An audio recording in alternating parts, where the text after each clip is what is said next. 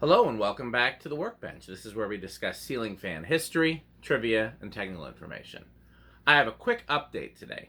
We've had several videos in this series discussing Emerson fans and the chronology and the different models, and there's one that's always stymied me.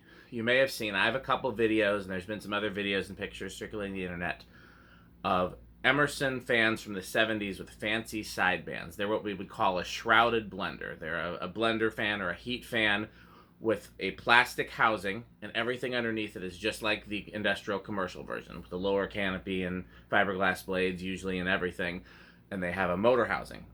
And the Sears did a couple versions, one was ornate, and then Emerson did a plain version, but there's been a few versions circulating with fancy sidebands. I've got one with a fake wood sideband. I've got one with like an almost floral sideband. I did a video tour of a mid-century house with two with that same floral sideband, two or three. Rick has one with like a brass sideband. Didn't appear in any ads, didn't appear in any catalogs. They weren't relabeled for Sears or another retailer. They were an Emerson product, and we could never find them. And thanks in part to the Neon Fan Company, we finally figured out why they weren't part of the regular Emerson line. It was because they had a special model designation.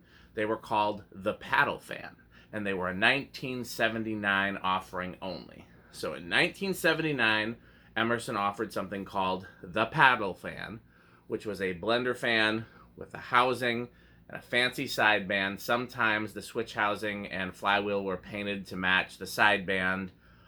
Sometimes the blades were fake wood grain instead of the fiberglass blades. They were basically just a fancied up shrouded blender. But they had their own model name. They were called the Paddle Fan, and they appeared in 1979 only. Yeah, I didn't know this. And the model number is the same model number that appears on a blender fan from that era. So it's something you can only find in documentation. So hopefully this has helped somebody. And as always, if you like this series, please like, comment, and subscribe. Again, shout out to the Neon Fan Company for finding that. Also, shout out to our sponsor, which is Fanstick. Please buy Fanstick.